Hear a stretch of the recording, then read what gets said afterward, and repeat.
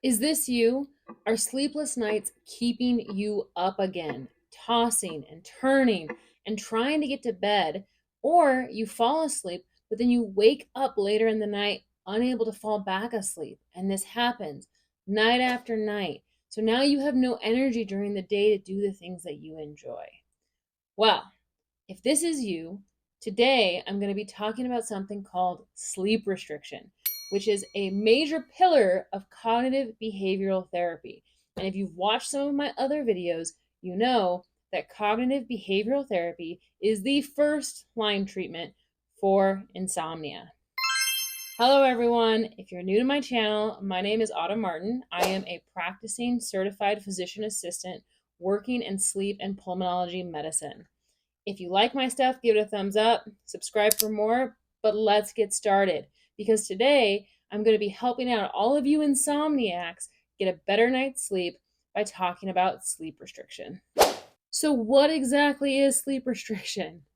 Is it as crazy as it sounds? I know you're thinking right now, Autumn, I don't sleep well. I already sleep like garbage, and now you're telling me to sleep less?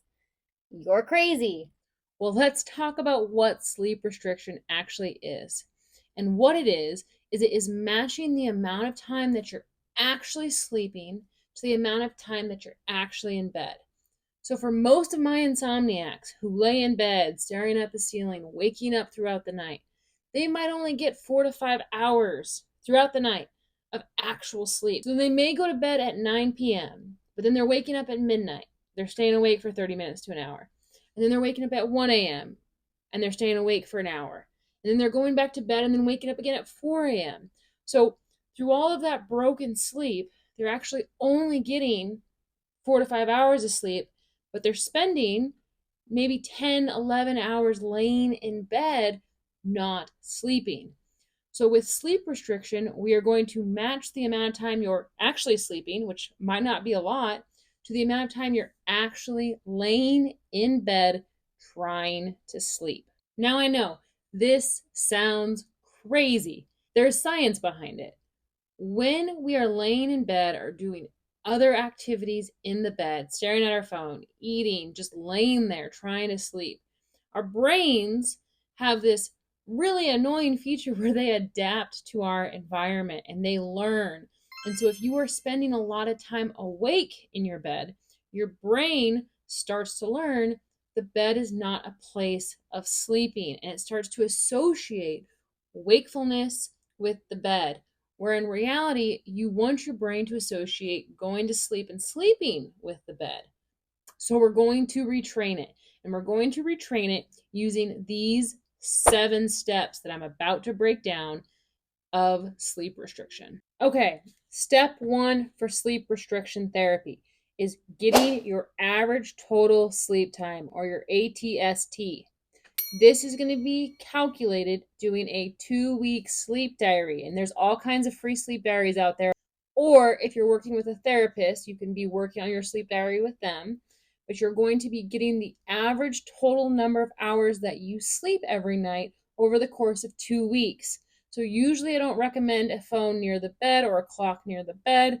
However, in this case, you're going to keep something near the bed so that every time you wake up for those 2 weeks throughout the night, you can make a little check. And then in the morning, you can kind of guess how much time you actually spent awake during those periods to calculate your average total sleep time for those 2 weeks.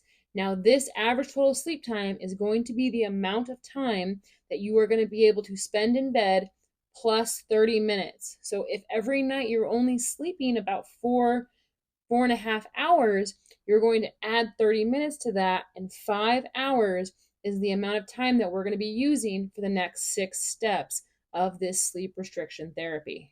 Step 2 for sleep restriction is setting awake time. And we choose to set awake time first because this is going to be dependent on your responsibilities. If you have work, schooling, all kinds of responsibilities that you might have that are going to be more dependent on your wake time. Once you have your wake time in step 2, you move on to step 3, which is setting your bedtime.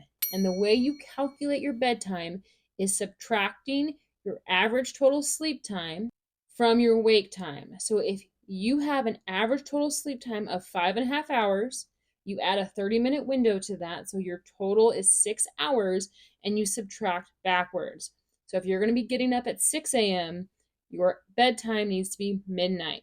And this has to be consistent, which means that for step 2 and step 3, your wake time and bedtime, you need to be going to bed at the exact same time every single night and waking up at the exact same time every single morning.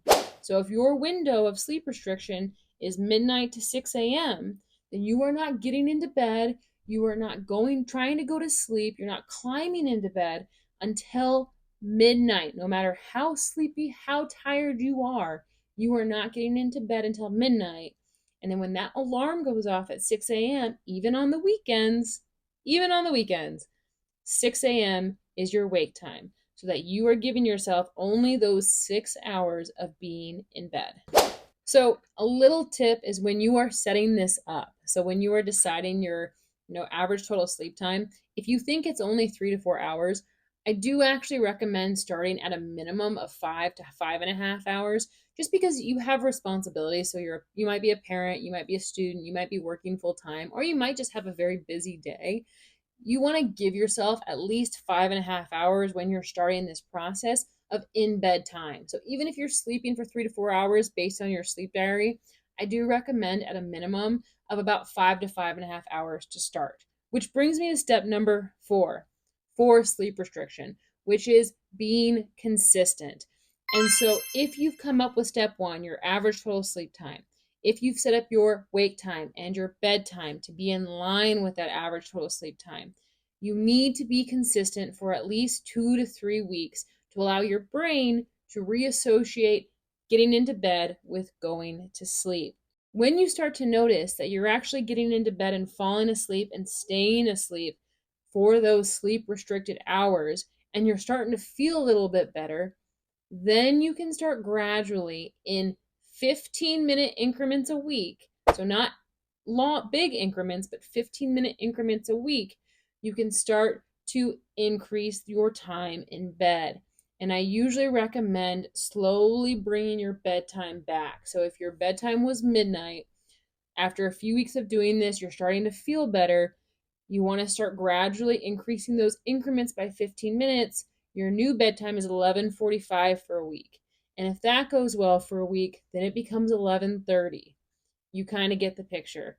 We're going to get your body to recognize that the bed is where you sleep, and then we're going to start increasing your time in bed to match how many hours of actual sleep you should be getting to be feeling better during the day.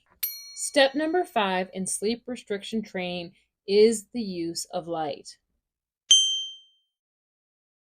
So first thing in the morning when you're getting up, it's important to be exposed to brighter lights.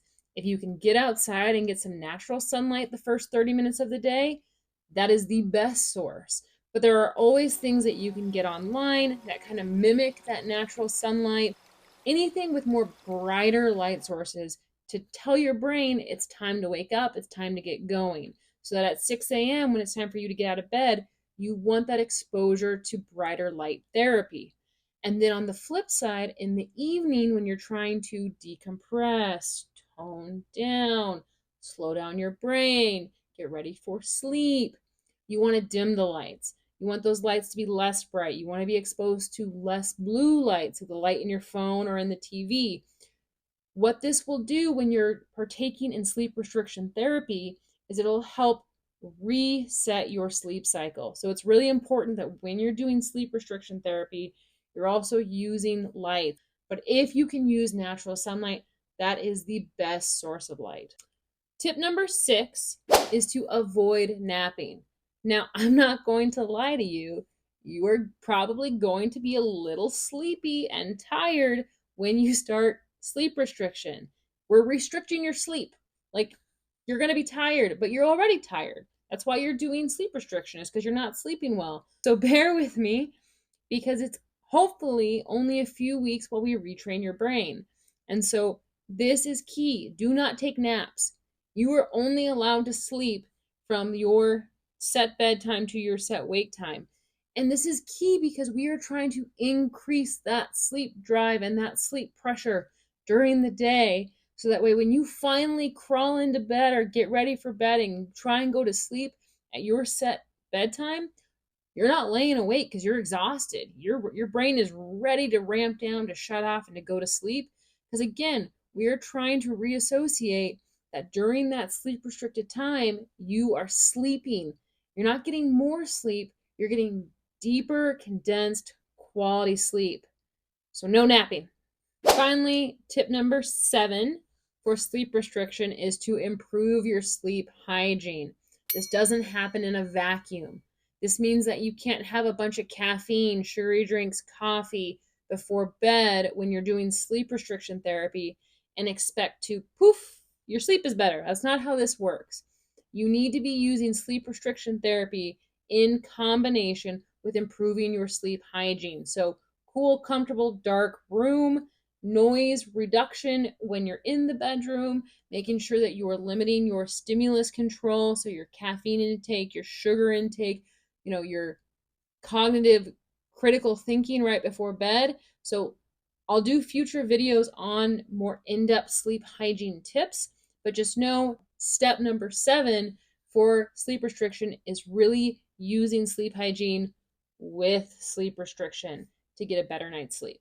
That was the 7 steps to practice sleep restriction. It's come up with your average total sleep time, set a wake time, subtract your average total sleep time for step 3, which is come up with a bedtime.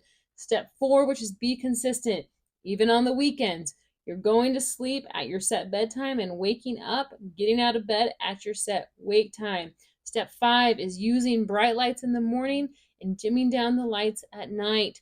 Step 6 is no napping. No napping allowed during this entire sleep restriction therapy training.